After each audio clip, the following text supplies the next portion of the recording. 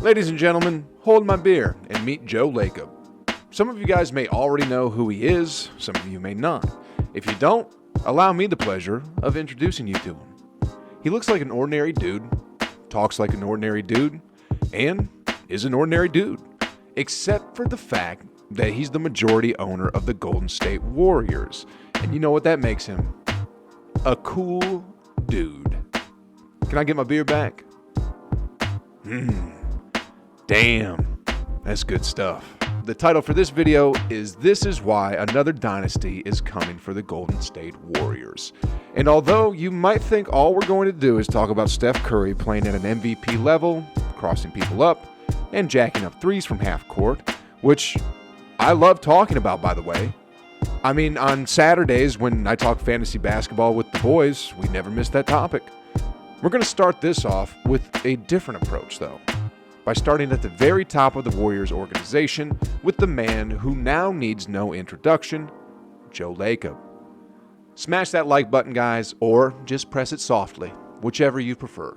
Subscribe if you're new, and like always, welcome back to Hoop Reports.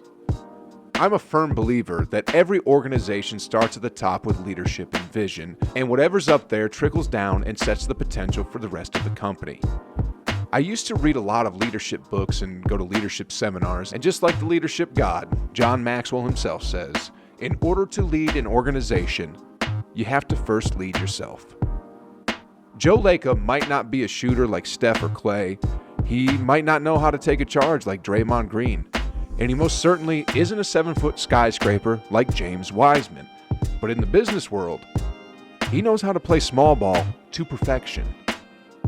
Joe fell in love with the game of basketball when he was a young boy, and it was at the age of 9 actually that he joined a boys club and first stepped foot on a hardwood court. Imagine your first time at Disneyland and seeing the castle, all the dressed up characters and the colors and everything. Remember how you felt? Well, that's how Lacob felt when he first stepped onto the wooden basketball court. This was his Disneyland, and he told himself that if he ever got rich enough, that he would buy a basketball team. Joe has always had a philosophy about owning a professional sports organization, and that is, you have to have one goal and one goal only. That is, you better win, or you most certainly better be trying your best to win. He believes that the ownership really affects the way a team performs, and he talks the talk and walks the walk. Lacob hired the best people he possibly could find at every level in the organization. And when it comes to paying the players with regards to the 2020-21 season, he's paying the highest luxury tax in all of the NBA. Many owners don't like paying into the luxury, but Joe Lacob is taking a page out of Denzel from Man on Fire. He's doing whatever it takes to succeed. He's almost paying $90 million more than the second highest paying luxury team, the Brooklyn Nets. Talk about wanting to win. Another dynasty trait that Joe brings to the Warriors is culture. As a smart business executive, Joe understands how important it is to have a championship-level culture with your organization. He understands that when players want to play for you, it'll make them play better as individuals, which in turn makes them a better team, which in turn helps the franchise get more W's. Joe knows that each and every year, especially in the West, other teams are getting better. LeBron paired up with AD, Kawhi paired up with Paul George, and the Utah Jazz are playing next-level basketball. Joe knows that he has to make the team better, so multiple times each and every day, he asks this question in particular to his GM, Bob Myers. What are you doing to make us better? What are you doing to make us better? So when it comes to creating a team that could be a dynasty, although we all just might only see on a day-to-day basis Steve Kerr, Stephen Curry, and the rest of the Warriors battling it out daily, the top of the organization is in the background doing everything they can day in and day out. Another example of how important a role Lacob is playing is look at what happened a few years ago when they pulled off a mission that was so impossible that not even Tom Cruise could have pulled it off. I'm talking about the 73-win Warriors signing Kevin Durant. If that doesn't show you how badly Joe wants to win, I don't know what will. Joe Lacob is a big reason why another dynasty is coming for the Golden State Warriors, that they can win and win for a long time. He believes it as well. He recently stated, I think we have a great opportunity to win in the next 3 or 4 years, so we kind of have to go for it. This may be the toughest moment ever for us because we have to continue to provide the resources to achieve the goal to win more championships. I know the players are the ones who have to lace up their shoes and get on the court every day, and we all know that if Steph isn't making it rain from downtown, the Warriors aren't going to win. In saying that, however, when you have an owner who is willing to go to the moon and back for his team, it tremendously boosts the franchise's chances of winning. God, Joe really does sound like a cool sports guy. I hope that someday he and I get a chance to talk about sports. With some beers, too, of course. I'm leaning towards IPAs. I'm getting sidetracked again. Next off on why the Dubs are on a collision course with another dynasty is because of their ability to develop players. The Golden State Warriors are one of the best when it comes to player development. Take a look at what they did. I wouldn't say that they developed Steph because, come on, you can't develop greatness like Steph. That greatness stuff comes from deep within, but you can say that they did assist in maximizing his potential. I mean, they drafted and developed 2 other all-NBA players around him. Klay turned into one of the top catch-and-shoot players of all time, and Draymond Green, a second-round draft pick, turned into a defensive player of the year. Look at Andrew Wiggins as well. He spent, the first 5 or 6 years of his career in Minnesota, and although he played good, he never played great.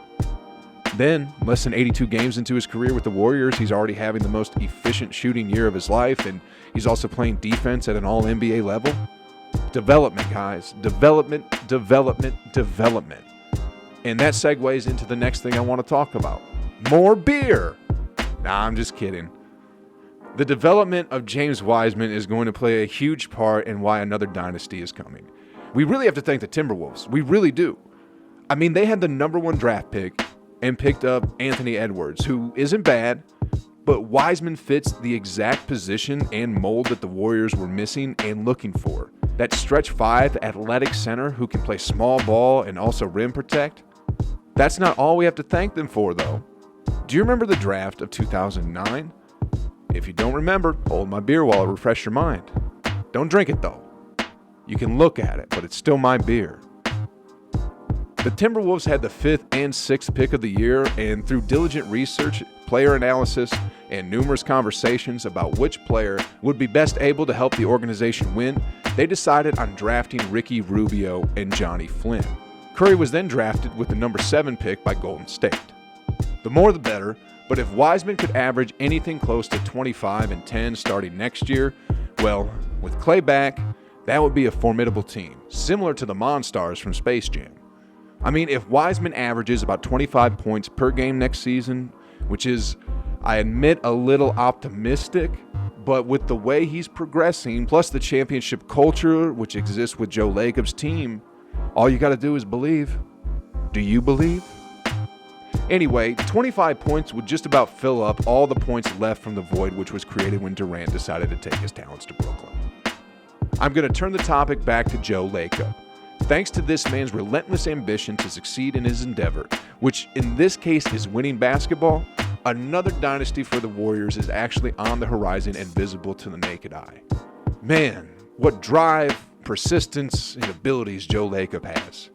I'm actually extremely glad that he doesn't have the same goal as someone, say, Thanos. Because dang, man, he'd probably already have all 5 Infinity Stones, and that means there's a 50% chance you or me would disappear into black dust. Dang. Just thinking about it gives me chills. Wait, what's this sensation I'm feeling? Oh, I am turning into dust. I'm disappearing. Ah!